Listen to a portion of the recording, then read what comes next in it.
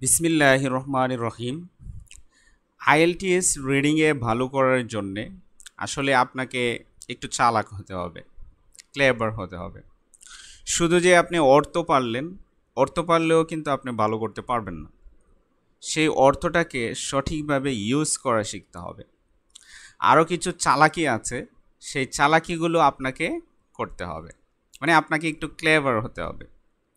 তো সেই চালাকি যেমন আপনি ধরেন একদম শাব্দিক অর্থ একটা একটা করে পারেন, কিন্তু আপনি এই যে পুরোটা সেন্টেন্সে কি বোঝাচ্ছে সেটা বুঝেন না, তাহলে কিন্তু আপনি ভালো করতে পারবেন না। আবার আইএলটিএস রিডিংয়ে কিছু এত কঠিন ওয়ার্ড আছে যে আপনি কখনো পারবেন না, বা কঠিন টার্ম আছে যে আপনি কখনো অর্থই তুলতে পারবেন না, তাহলে সেটা বুঝবেন কিভাবে? তো আজকের ক্লাসে সেটাই দেখাবো যে আসলে আপনি ওয়ার্ড যদি কমও পারেন, অল্পও পারেন, ধরেন আপনি 50% বা 60% ওয়ার্ড পারেন, এরপরও কিন্তু আপনার স্কোরটা আপনি নিয়ে আসতে পারবেন। তো ক্লাসটি অনেক ছোটো হবে, কিন্তু খুবই ইফেক্টিভ হবে। আজকের ক্লাসটি ছোটো করবে, এখন থেকে ক্লাসগুলো ছোটো ছোটো করার চেষ্টা করব, কিন্তু আপনাদেরকে ইফেক্টিভ ইনফরমেশন দেওয়ার চেষ্টা করব। ওকে, তো দেখেন আমরা এখান থেকে পড়লাম ফ্রম আওয়ার আর্লিয়েস্ট অরিজিনস, মানে ফ্রম মানে কি থেকে, আওয়ার আর্লিয়েস্ট অরিজিনস আমাদের আদিকাল থেকে। হ্যাঁ, আর্লিয়েস্ট অরিজিনস মানে কি, আওয়ার আর্লিয়েস্ট অরিজিনস মানে আমাদের আদিকাল থেকে man has been making use of glass.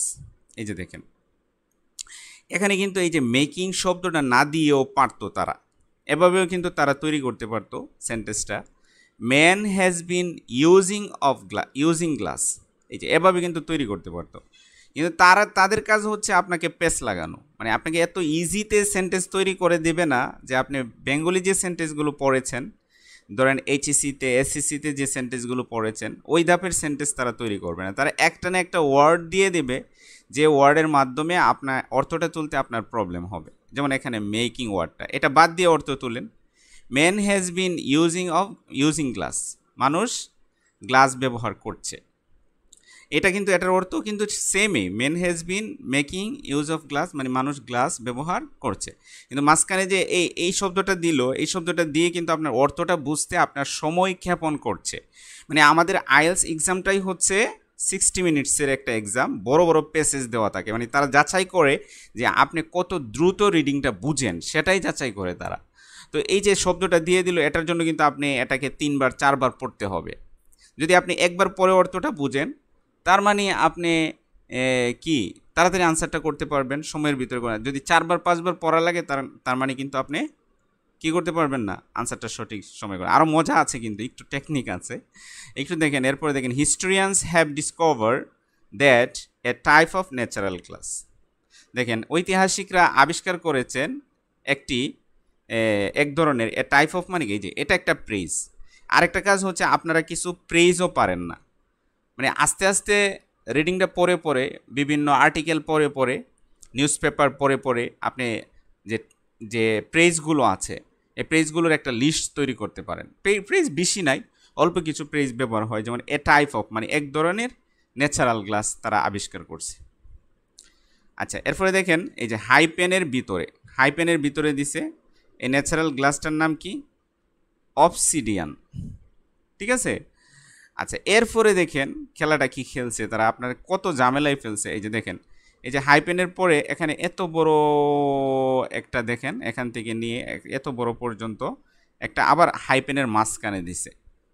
তাহলে মনে রাখবেন যে হাইপেনের মাঝখানে যে একটা নাউন দিয়ে, হাইপেন দিয়ে দুইটা হাইপেনের মাঝখানে যে অংশটা দেবে, সে অংশটা আজাইরা বুঝেন, মানে অযথা দিছে। ঠিক আছে, মানে অর্থাৎ অবসিডিয়ান তো আপনি জানেন না, আপনি আইএলসের একজন স্টুডেন্ট, আপনি তো সায়েন্সের স্টুডেন্ট না, তা আপনি তো আর জানেন না যে অবসিডিয়ান কি। এই অবসিডিয়ানের গল্প করছে এখানে। তো অবসিডিয়ান সম্পর্কে কোনো প্রশ্ন আছে কিনা দেখবেন, যদি অবসিডিয়ান সম্পর্কে প্রশ্ন থাকে তাহলে এটা পড়বেন, আর না হলে এখানে কিন্তু পড়ার দরকার নাই। তাহলে এই এতটুকু অংশ কিন্তু আপনি পড়তে, এই যে দেখেন অর্থ তুলতে দাঁত ভেঙে যাবে। From in places such as the mouth of a volcano as a result of the intense heat of এই যে দেখেন ইরাপশন মেল্টিং স্যান্ড। আচ্ছা, অর্থটা তুলেন তো দেখি। এটা তুলতে কিন্তু আপনার দাঁত ভেঙে যাবে। এটা কিন্তু তোলারই দরকার নাই। না তুলে কী করবেন, এই যে এটা নিয়ে এভাবে পড়বেন, এই যে obsidian was first use, obsidian প্রথম ব্যবহৃত হয়েছিল, শেষ। কিন্তু এই অংশটা যদি তুলতে যান তাহলে কিন্তু আপনার অবস্থা খারাপ হয়ে যাবে, ঠিক আছে? তাহলে এই অংশটা বাদ দিয়ে দিবেন। তাহলে এরকম কিছু বিষয় আছে আইএলটিএস এর রিডিংয়ে আপনাকে আসলে বাদ দিয়ে দিতে হবে, বাদ দিয়ে অর্থ তুলতে হবে, তাহলে আপনি অর্থটা দ্রুত বুঝে ফেলবেন, ঠিক আছে? এখন দেখেন আমরা প্রশ্নটা আনসার করি। যেমন বলল আর্লি হিউম্যানস ইউজড এ ম্যাটেরিয়াল। এই যে আর্লি হিউম্যানস মানে কি, আর্লি হিউম্যানসরা এখানে কিন্তু বলছে একটা ম্যাটেরিয়াল ব্যবহার করতো, একটা ম্যাটেরিয়াল ব্যবহার করতো, এই ম্যাটেরিয়ালটার নাম কি ড্যাশ। তাহলে এখানে দেখেন, এই যে এখানে কিন্তু আপনার আরেকটা টেকনিক শিখাই। দেখেন এখানে কিন্তু এই যে কল্ড একটা ভার্ব, কোল্ড ভার্বের পরে দেখেন অবজেক্টে এখানে একটা নাউন বসবে। কিন্তু এখানে দেখেন আমরা যখন এই অংশটা বাদ দিয়ে একটু বোঝার চেষ্টা করেন, একটু মনোযোগ দিয়ে ক্লাসটা বোঝার চেষ্টা করেন আমি কি বোঝাতে চাচ্ছি। এগুলো কিন্তু ভাই পেইড ব্যাচের লেসন আমি আপনাদেরকে দিচ্ছি, তো একটু বোঝার চেষ্টা করেন। যদি এভাবে কাজ করতে পারেন ইনশাল্লাহ অনেক ভালো করতে পারবেন। বিশ্বাস করেন এই বিষয়গুলো বোঝার আগে কিন্তু আমিও রিডিং পারতাম, আনসার করতে পারতাম, কিন্তু দ্রুত সময়ে আনসার করতে পারতাম না, মানে টাইমলি আনসার করতে পারতাম না। সো এই কাজগুলো করলে আপনি কিন্তু এখন ধরেন আপনি 40টা হওয়াতে পারেন, কিন্তু আপনার 2 ঘন্টা লাগে। তো এরকম 40টা হলে কী লাভ হবে বলেন? কোন লাভ হবে না। আপনাকে টাইমলি আনসার করতে হবে। তো টাইমলি কীভাবে এত বড় প্যাসেজ থেকে আনসার করবেন, প্যাসেজটা সহজে কীভাবে বুঝবেন, সেটাই কিন্তু আমি বোঝাচ্ছি। আচ্ছা এখন দেখেন একটা মেটেরিয়াল ব্যবহার করতো to make the sharp points of দিয়ার, আবার কিন্তু দিয়ারের পরে কিন্তু আমরা জানি নাউন বসে। তো দেখেন আপনি যদি সহজে বুঝেন তাহলে একটা সেন্টেন্সের মধ্যেই কিন্তু তারা 2টা আনসার দিয়ে দিছে, দুটোটার মধ্যে নাউন হবে। তাহলে দেখেন আর্লি হিউম্যানরা এখানে বলছে যে হিস্টোরিয়ানরা আবিষ্কার করছে যে আর্লি হিউম্যানরা গ্লাস ব্যবহার করত, আর এই গ্লাসের মধ্যে একটা নাম হচ্ছে natural glass obsidian was first use, প্রথম ব্যবহার হইতো। তার মানে হার্লি হিউম্যানরা ব্যবহার করতো ম্যাটেরিয়ালের নাম কি বলেন, এই যে অবসিডিয়ান। তার মানে এরা কি করছে দেখেন, আপনি থিঙ্কিং করবেন, মাথার মধ্যে থিঙ্কিং করবেন যে আনসারটা থাকবে হচ্ছে ভার্বের পরে, কিন্তু দেখেন অবসিডিয়ান ওয়াজ, এই যে ওয়াজ ভার্ব, এরা কিন্তু সাবজেক্টে আনসারটা দিয়ে দিছে। এই যে এটা একটা ইম্পর্টেন্ট রুলস। তো টিপস ট্রিক্স যে কাজে লাগবে না এরকম কিন্তু না, টিপস ট্রিক্সও কাজে লাগবে। টিপস ট্রিক্স ছাড়াও কিন্তু ভালো করতে পারবেন। যেমন আপনার অর্থ বোঝার যোগ্যতা অর্জন করতে হবে, at the same time tips ট্রিক্সও কিন্তু আপনার লাগবে। যদি সেটা বাদ দিয়ে দেন তাহলে কিন্তু ভালো রেজাল্ট করতে পারবেন না, ঠিক আছে? এরপরে দেখেন to make the sharp points of দিয়ার ড্যাশ, এখানে দেখেন use as tips for spheres. এই যে মানে এই যে প্রথম অবসিডিয়ানরা ব্যবহার করতো কিসের জন্য, এই যে এখানে কি টিপসের, স্পিয়ারের জন্য টিপস হিসেবে ব্যবহার করতো। তাহলে এখানে বলেন যে খোল dash to make the sharp points of দিয়ার, বলেন দিয়ার কি এখানে নাউন কোনটা বলেন? এই যে আরেকটা জিনিস দেখাই, এখানে যখন আমরা পাইলাম তো এই বাক্যের মধ্যে এই যে টিপস একটা নাউন আর স্পিয়ার একটা নাউন, তাইলে এই অবসিডিয়ানটা ব্যবহার করতো কিসের জন্য, স্পিয়ারের জন্য। তাইলে এখানে কি to make the sharp points of দিয়ার, এই যে এই অংশটা বাদ দিলাম, এই যে প্রশ্ন থেকে টু মেক দিয়ার স্পিয়ার্স। এখন কিন্তু আপনি আনসারটা করে ফেলতে পারবেন। তার মানে কিছু অংশ আপনাকে বাদ দিয়ে আপনাকে অর্থ তোলার ট্রাই, এই যে আমি প্রশ্ন থেকে কিন্তু এই অংশটা বাদ দিয়ে দিলাম, তাহলে কিন্তু এটাও একটা খুবই ইফেক্টিভ টেকনিক। এই টেকনিকটাও আজকে থেকে ফলো করার চেষ্টা করতে হবে। যদি আপনার একটা করলে তো হবে না, অনেকগুলো প্র্যাকটিস করতে হবে। তো এটা যদি নিজে নিজে করতে পারেন তাহলে আল্লাহর রহমতে স্কোর চলে আসবে, আর না করতে পারলে একটু ঝামেলায় পড়বেন। আচ্ছা এরপরে দেখেন, এরপরের প্রশ্নটা দেখেন, এখানে বলছে 400 BC, এখানেও আছে কিন্তু 400 BC dash made of stone. এখানে একটা সুন্দর একটা রোল দেখাই, দেখেন টিপস দেখাই। দেখেন অর্থ না পড়েও কিন্তু আপনি কিছু কিছু প্রশ্ন আনসার করতে পারবেন। আপনি ধরেন 30-40% প্রশ্ন, কিন্তু 40% প্রশ্ন যদি অর্থ না পড়ে আনসার করে ফেলতে পারেন তাহলে কিন্তু আপনার সময়টা বেঁচে যাবে, এটা মনে রাখবেন। আর আইএলটিএস রিডিংয়ে টাইম সেভিংটা হচ্ছে সবচেয়ে ইম্পর্টেন্ট। দেখেন এখানে কিন্তু ড্যাশ মেড অফ স্টোন, তাহলে আমরা এখানে দেখি have been found evidence of man made glass, এরপরে আছে এই যে were covering in a coating of man made glass. দেখেন এরা কি করছে, এই যে ম্যানমেড গ্লাসটা এখানে প্রশ্নের মধ্যে এই লাস্টে দিয়েছে, শেষে দিয়েছে, কিন্তু দেখেন এখানে কি করেছে একটু খেয়াল করেন, archaeologist have been found evidence of manmade glass which, এই যে উইচ দ্বারা কাকে বোঝাচ্ছে, ম্যানমেড গ্লাসকে, which dates back to 400 BC, এটাই মানে 400 BC এই যে ম্যানমেড গ্লাস। আর মাঝখানে গিয়া this took the form of glasses used for coating stone vets, এই যে এখানে আছে স্টোন, তার মানে আমাদের আনসারটা আছে এই যে ড্যাশ মেড অফ স্টোন, তাহলে মেড অফটা হচ্ছে ভার্ব, মেড অফটা হচ্ছে কি ভার্ব, তাহলে এখানে একটা নাউন বসবে, সাবজেক্টে আছে। তাহলে এখানে দেখেন স্টোন কিন্তু এখানে আছে, আপনার এখানে তারা ইউজ করছে কিভাবে একটু খেয়াল করেন, যে ড্যাশ মেড অফ স্টোনস, আর এখানে ইউজ করছে কোটিং স্টোন ভ্যাটস, তাহলে এখানে নাউন কোনটা বলেন, এই যে এখানে অ্যাডজেক্টিভ হচ্ছে, এই যে অ্যাডজেক্টিভ হচ্ছে কি,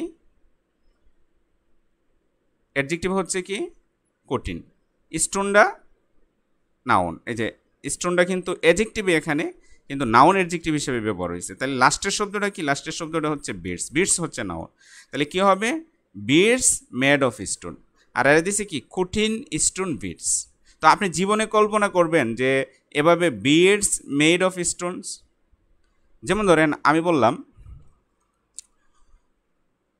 আমি একটা এক্সাম্পল দিই একটু বোঝার চেষ্টা করেন, দেখেন আমি লিখলাম বাংলাদেশি প্রোডাক্ট, বাংলাদেশি প্রোডাক্ট, তো এটাকে কিন্তু ধরেন আমরা কোথায় লিখছি, প্রোডাক্ট আমরা লিখছি হচ্ছে প্যাসেজে। এখন ধরেন আমি প্রশ্ন গিয়া লিখলাম ড্যাশ মেড অফ বিডি, আমি সংক্ষেপে লিখে ফেললাম, হ্যাঁ, the dash made of BD, তাহলে আনসারটা কী হবে, প্রোডাক্ট মেড অফ বাংলাদেশ, তাহলে আনসারটা কী হবে, প্রোডাক্ট। সেম এখানে কোটিন স্টোন বিটসটা কী হবে বলেন, স্টোন, এই যে দেখেন বিটস মেড অফ স্টোন, এখানে কিন্তু অর্থটা আপনার জানার প্রয়োজন নেই, শুধু আপনি যদি নাউনটা চিনতে পারেন, যে এই যে কঠিনটা হচ্ছে একটা অ্যাডজেক্টিভ, আর স্টোনটা হচ্ছে একটা নাউন অ্যাডজেক্টিভ, বিটসটা হচ্ছে একটা নাউন, শুধু নাউন অ্যাডজেক্টিভ চিনতে পারেন, আর যদি বুঝতে পারেন তারা কীভাবে প্যারাফ্রেজ করছে, এই যে পরেরটাকে আগে নিচ্ছে, কীভাবে সেন্টেন্স স্ট্রাকচারটাকে, সেন্টেন্স ফর্মটাকে চেঞ্জ করছে, তাহলে কিন্তু আপনি অর্থ পারা ছাড়াও কী করতে পারবেন, এটা আনসার করতে পারবেন। রিডিংও বুঝতে হবে, অনেক প্রশ্নের জন্য আপনাকে ভালো রেজাল্ট করতে গেলে রিডিং বুঝতে হবে, কিন্তু কিছু কিছু প্রশ্ন আছে আপনি কি করতে পারবেন, রিডিং না বুঝেও আনসার করতে পারবেন, তো সেটাতেও আপনাকে কিন্তু গুরুত্ব দিতে হবে। দেখেন আমরা আরেকটা কোয়েশ্চন করাই, এই যে দেখেন ফার্স্ট সেঞ্চুরি বিসি, তো আমরা খুঁজে বের করব ফার্স্ট সেঞ্চুরি বিসি কোথায় আছে, দেখেন এখানে আছে ফার্স্ট সেঞ্চুরি বিসি।